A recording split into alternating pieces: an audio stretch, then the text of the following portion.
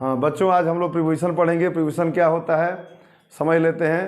Preposition एक ऐसा शब्द होता है जो कि संज्ञा सर्वनाम के पहले प्रयुक्त होकर अन्य की संज्ञा या सर्वनाम से संबंध प्रकट करता है। इंग्लिश में कहेंगे तो preposition is a word which is used before a noun और pronoun to show its relation with another noun और pronoun. For example, the cat is on the table. तो कैट और टेबल क्या है, दोनों नाउन है और उस टेबल से पहले आन का प्रयोग हुआ तो आन क्या हो गया, प्रीपोजिशन। आइए देखते हैं rule, use of in and eight.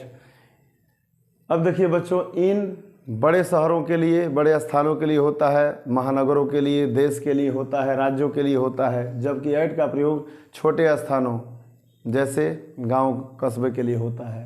तो ध्यान दीजिएगा, एग्जाम्पल से आपको सब कुछ सारा रूल इसमें क्लियर हो जाएगा। और जब मैं बोल रहा हूँ बोली पर ध्यान दीजिए, आवाज़ पर ध्यान दीजिएगा, कहीं कोई दिक्कत नहीं होगी, पढ़कर समझकर नोट्स बना लेंगे, ठीक है। क्यों, अब देखिए पहला इसका एग्जाम्पल है, my father lives in Delhi. मेरे पिताजी दिल्ली में रहते हैं। तो दिल्ली क्या है, एक, बोलिए, दिल्ली क्या है, एक बहुत बड़ा शहर है, ये बहुत बड़ा स्थान है, ये कैपिटल है इंडिया की, ये भी पता है आपको। यहाँ देखिए, ही लिव्स एट सीतापुर, वह सीतापुर में रहता है। तो सीतापुर, रामपुर, ये गांव का नाम है ना, इसलिए एट का प्रयोग होगा। जैसे आपसे पूछा जाएगा वेयर डू लिव, तो गांव में रहते हैं तो बोलेंगे I live at Nawada, I live at Rampur, I live at, जहाँ भी आपका गांव का नाम होगा बोलेंगे, ठीक है ना। तो ध्यान देंगे आप। तो इस तरह से मैंने आपको इन और एट का प्रयोग बताया, याद हो गया ना। इन का प्रयोग बड़े स्थानों, शहरों, देशों, राज्यों से पहले होता है और एट का प्रयोग छोटे स्थानों जैसे गांव कस्बे के लिए होता है, ठीक है, याद रखिएगा। Use of in and into, in और इनटू दोनों का अर्थ में होगा। यहाँ भी मैंने बताया इसका अर्थ भी में होगा, ध्यान दीजिएगा। तो इन का प्रयोग यहाँ पे करेंगे तो स्थिर वस्तु, जितनी बार बताएंगे ना उतनी बार अलग अलग रूल होगा, है ना। अब ये ना सोचिएगा कि इन का प्रयोग कई बार आया है, तो इसका प्रयोग जब आया है कई बार तो कई यूज होगा, इसका कई प्रयोग है, कई नियम है। इन का प्रयोग स्थिर वस्तु के लिए होता है, जबकि इनटू का प्रयोग गतिशील वस्तुओं के लिए होता है। इंग्लिश में कहें तो इनका प्रयोग किसके लिए, स्टेशनरी ऑब्जेक्ट के लिए, जबकि इनटू का प्रयोग मोशनफुल थिंग्स के लिए होता है। Example, the book is in the bag, पुस्तक झोले में है। अब बताइए पुस्तक क्या है, स्थिर है ना झोले में, है ना। तो ये इन का प्रयोग किसके लिए हो, स्थिर वस्तु के लिए। यहाँ पे देखेंगे, a boy jumped into the well. A boy jumped into the well मतलब एक लड़का कुएं में कूदा।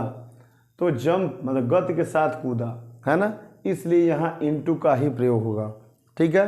एकदम कॉन्फिडेंस के साथ सुनेंगे और कॉन्फिडेंस आपको भी हो जाएगा कि कहाँ यूज करना है। सीधा सीधा समझ, इनका प्रयोग स्थिर वस्तु के लिए और इनटू का प्रयोग गतिशील वस्तु के लिए होता है, ठीक है। आगे बढ़ते हैं, use of in and with in का प्रयोग और विद इन का प्रयोग। अब यहाँ देखिए, इन का प्रयोग समय के अंदर, समय के अंत में, मतलब अंतिम समय के लिए होता है, जैसे समय समाप्त होने वाला उसके अंत में।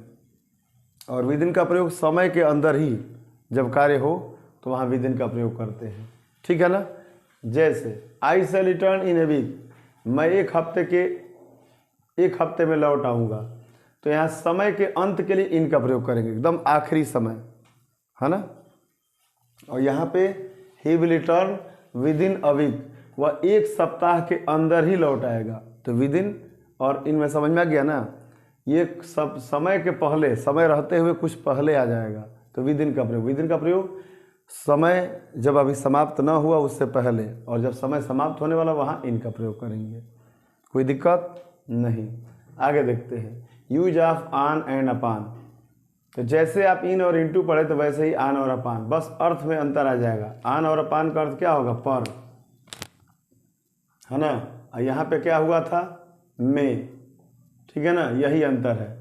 तो ऑन का प्रयोग स्थिर वस्तु के लिए, जबकि अपान का प्रयोग गतिशील वस्तु के लिए होता है, ठीक है। जैसे there is a jug on the table, मेज पर एक जग है, देख रहे हैं ना, तो जग क्या है, स्थिर है। यहाँ पे a monkey jumped upon the roof, एक बंदर छत के ऊपर या छत पर कूदा, तो यहाँ देख रहे हैं ना गति के साथ कूदा है, ठीक है। तो यहाँ पे अपान का प्रयोग करेंगे गतिशील वस्तु के लिए। आ रहा है समझ में? आगे बढ़ते हैं।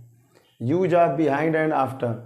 अब देखिए दोनों का अर्थ यहाँ पीछे के अर्थ में होता है। बिहाइंड का भी अर्थ होगा पीछे, आफ्टर का भी अर्थ होगा पीछे, है ना। इसलिए दोनों को एक साथ लेकर चल रहे हैं क्योंकि दोनों का आपसी संबंध है, ठीक है। तो उसी प्रकार जैसे अभी बोले हैं, तो बिहाइंड का प्रयोग स्थिर वस्तु के लिए, जबकि आफ्टर का प्रयोग गतिशील वस्तुओं के लिए होता है। Example, there is a temple behind my house. मेरे घर के पीछे एक मंदिर है। अब बताइए, ये स्थिर है ना मंदिर, घर के पीछे मंदिर है। The dog ran after the cat. कुत्ता बिल्ली का पीछा किया या कुत्ता बिल्ली के पीछे भागा, तो यहाँ बाद नहीं होगा, पीछे होगा। तो आफ्टर का प्रयोग गतिशील के लिए, बिहाइंड का प्रयोग स्थिर वस्तु के लिए। किस अर्थ में? पीछे के अर्थ में। याद हो गया ना? अब समझिए, एक और आफ्टर का प्रयोग होता है वो बाद के अर्थ में, तो वहाँ पे तुलना करेंगे बिफोर और आफ्टर का प्रयोग, है ना। बिफोर पहले, आफ्टर मतलब बाद, ठीक है। तो ये भी सुनते रहिए, हर चीज़ हम लिखते नहीं है, समझा भी दे रहे हैं। Use of between, among and amongst. यहाँ पे देखेंगे बच्चों कि बिटवीन भी है, एमॉन्ग भी है और एमॉन्गस्ट भी है।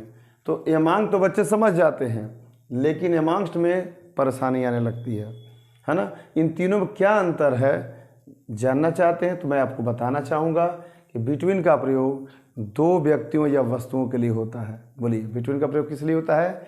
दो व्यक्तियों या वस्तुओं के लिए होता है, जबकि एमॉन्ग का प्रयोग दो से अधिक व्यक्तियों या वस्तुओं के लिए होता है। अब फिर कहेंगे कि तो बताइए ना एमॉन्गस्ट का प्रयोग किसके लिए होता है? तो एमॉन्गस्ट का प्रयोग बच्चों दो से अधिक व्यक्तियों वस्तुओं के लिए होता है, लेकिन वावेल से पहले। अंतर क्या है दोनों में? बोलिए। ये होता है कि दो व्यक्तियों या वस्तुओं के पहले होगा, ठीक है, कोई दिक्कत नहीं, दोनों दो व्यक्तियों से अधिक व्यक्ति होंगे तब दो से अधिक एमॉन्ग का। लेकिन एमॉन्गस्ट का प्रयोग कब करेंगे? जब दो से अधिक व्यक्ति या वस्तु आएंगे, लेकिन वावेल होना चाहिए, वावेल से पहले। याद रहेगा? एग्जाम्पल देख लीजिए, सब कुछ समझ में आ जाएगा। Divide fruits between Ram and Shyam. Ram और श्याम के बीच फल को बांट दो। अब देखो, राम और श्याम क्या हो गया? दो हुआ ना, दो लोग हुए, दो व्यक्ति हुए, दो के लिए बिटवीन का प्रयोग। क्लियर? एकदम अच्छी तरह समझिएगा। यहाँ देखिए, he distributed sweets among the children. उसने बच्चों के बीच मिठाइयाँ बांटा। तो यहाँ बच्चे क्या है? दो से अधिक हैं, ठीक है, तो अमंग का प्रयोग। यहाँ पे देखिए, my teacher distributed the prize amongst us. अब बताइए ना बच्चों, अस में यू क्या है? वावेल है कि नहीं है? तो क्या जो मैंने कहा वो सही है कि नहीं है? सही है ना? देख लीजिए आप, यहाँ प्रमाण है आपके लिए, प्रूफ है। तो अस में यू क्या है? वावेल है। तो वावेल से पहले आप क्या करेंगे? एमॉन्गस्ट का ही प्रयोग करेंगे। एक भी % गलत नहीं होगा, ये मैं आपको गारंटी देता हूँ। और आपको यकीन हो जाएगा जब करके आप देखेंगे, कई क्वेश्चन करेंगे, एक्सरसाइज करेंगे तो आपको समझ में आ जाए, सवाल आएगा फटाफट कर लेंगे। तो तीनों में बहुत बारीकी से समझिएगा, बहुत कम डिफरेंस है, ठीक है। आगे बढ़ते हैं। इसके बाद हम लोग आगे बढ़ते हैं। आगे में यहाँ देखिए ध्यान से, use of with and by. With का प्रयोग और बाई का प्रयोग, दोनों का अर्थ बच्चों से, मतलब बाई का प्रयोग अगर कहें तो से या साथ होता है, दोनों का अलग अलग तरह है, ठीक है। और बाई का प्रयोग, बाई का अर्थ होता है से या के द्वारा, से या के द्वारा, ठीक है ना। तो यहाँ पे देख रहे हैं, तो विद का प्रयोग किसके लिए होता है? इंस्ट्रूमेंट के लिए। किसके लिए होता है? इंस्ट्रूमेंट या टूल्स के लिए, है ना, इंस्ट्रूमेंट या टूल्स के लिए। जबकि बाई का प्रयोग किसके लिए? मीन्स के लिए। मीन्स मतलब साधन, नहीं कहते, साधन नहीं मिला जाने के लिए आपको इलाहाबाद या दिल्ली, तो साधन के लिए होता है। मैं आपको समझा रहा हूँ। He cut an apple with the knife. उसने चाकू से सेव काटा। बताइए, चाकू क्या है? टूल्स, इंस्ट्रूमेंट है ना। तो इस तरह से औजार के लिए या इंस्ट्रूमेंट के लिए क्या करेंगे? विद का प्रयोग। जबकि साधन के लिए, देखिए यहाँ बोले है ना, मैं बस से बनारस गया। तो बस से, बस क्या है? साधन है।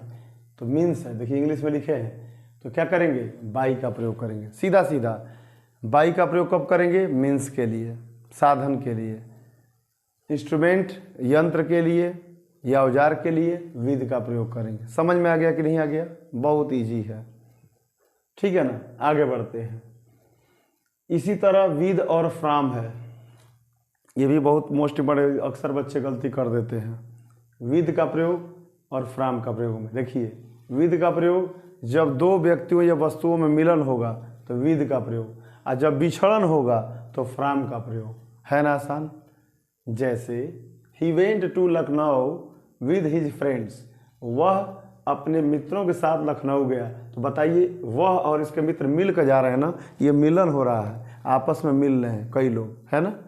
तो जहाँ मिलन का भाव हो, मीटिंग का भाव हो, वहाँ पे विद का प्रयोग, और जहाँ अलगाव हो, सेपरेशन हो, वहाँ पे फ्रॉम का प्रयोग। जैसे मैं दिल्ली से लौट आया, तो मैं तो आ गया, दिल्ली वहीं रह गई, तो दिल्ली और मुझसे क्या हो गया, अलगाव हो गया। आ गया कि नहीं समझ में।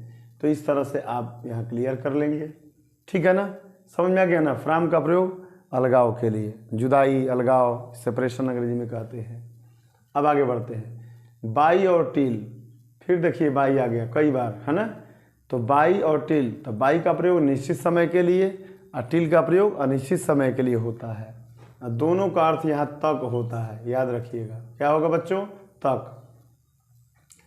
तो बाई और टिल का तक के अर्थ में होगा। बाई का प्रयोग निश्चित समय के लिए, निश्चित समय को अंग्रेजी में क्या कहते हैं, पॉइंट ऑफ टाइम, और निश्चित समय को अंग्रेजी में क्या कहते हैं, पीरियड ऑफ टाइम। तो इंग्लिश और हिंदी दोनों में हम बता रहे हैं ताकि हर बच्चा आसानी से समझ सके, कहीं कोई प्रॉब्लम नहीं होगी। इशू नहीं बनाएंगे कि मैं इंग्लिश मीडियम को, मैं हिंदी मीडियम को, ऐसा कुछ नहीं है ना, आप समझ सकते हैं। तो देख रहे हैं ना। इसके बाद देखिए, आई शैल रिटर्न बाई 8 o'clock, मैं 8 बजे तक लौट आऊँगा, निश्चित है ना, 8 बजे, 8 बजे, 10 बजे, है ना, निश्चित है। यहाँ देखिए, wait here till I return, तब तक तुम प्रतीक्षा करो जब तक मैं न आ जाऊँ, मतलब मेरे आने तक तुम प्रतीक्षा करो। तो ये निश्चित है, ये नहीं कब तक आएगा, है ना। तो यहाँ अनिश्चित के लिए हो गया। आ गया कि नहीं समझ में। इसके बाद है बच्चों use of over and above. इसका अर्थ होता है से ऊपर या के ऊपर, है ना, इसका अर्थ याद रखिएगा। ओवर का प्रयोग मैं आपको बताना चाहूँगा, कम ऊंचाई हो तो ओवर का प्रयोग, ज़्यादा ऊंचाई हो तो एबव का प्रयोग। जैसे देखिए, helicopter was flying over my home, एक हेलीकॉप्टर मेरे घर के ऊपर उड़ रहा था। हेलीकॉप्टर जानते हैं नज़दीक से उड़ता है ऊपर। एरोप्लेन देखिए, एक हवाई जहाज में पेड़ के ऊपर उड़ रही थी, देख रहे हैं ना। तो यहाँ क्या है, दोनों में अंतर मिलेगा ना। हवाई जहाज बहुत ऊंचाई पर उड़ती, तो बहुत ऊंचाई के लिए एबव का प्रयोग सीधा से समझ लीजिए, ओवर का प्रयोग कम ऊंचाई के लिए, ठीक है, क्लियर। कभी कभी ओवर का अन्य भी प्रयोग आता है ना, कई बुक में पढ़ेंगे। तो ओवर का अन्य यूज है, जैसे English is spoken all over the world, तो वहाँ ओवर का प्रयोग हो गया, है ना। Spread the cloth over the table, तो वहाँ भी ओवर का प्रयोग हो जाता है, ठीक है। तो अन्य यूजेज भी हैं, ठीक है, तो ध्यान दीजिएगा। इसके बाद है अबाउट, अलोंग, बियॉन्ड और थ्रू। इनका अर्थ पता होना चाहिए बच्चों। अगर मीनिंग पता है तो इसका यूज आप कर लेंगे। जैसे अबाउट मतलब होता है के बारे में या के विषय में, क्या होता है, के बारे में या के विषय में।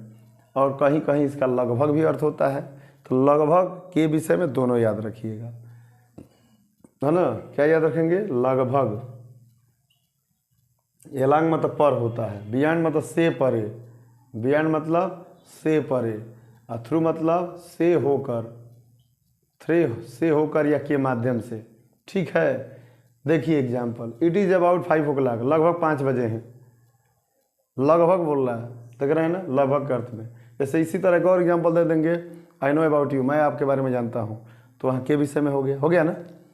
He is running along the road, वह सड़क पर दौड़ रहा है, तो अलॉन्ग सड़क के ऊपर, याद देख रहे हैं ना, पर के अर्थ में। My village is beyond the river, मेरा गाँव नदी के उस पार है, की ओर, यहाँ से बियॉन्ड का अर्थ यहाँ की ओर हो रहा है, नदी के उस पार, देख रहे हैं ना। से परे भी होता है, जैसे एग्जाम्पल मैं बोल दे रहा हूँ ऐसे कि India and China were believe to be rich beyond the dream, मतलब सपनों से भी परे भारत और चाइना को धनी माना जाता था। तो वहाँ बियॉन्ड से होता है, से परे के अर्थ में, ठीक है।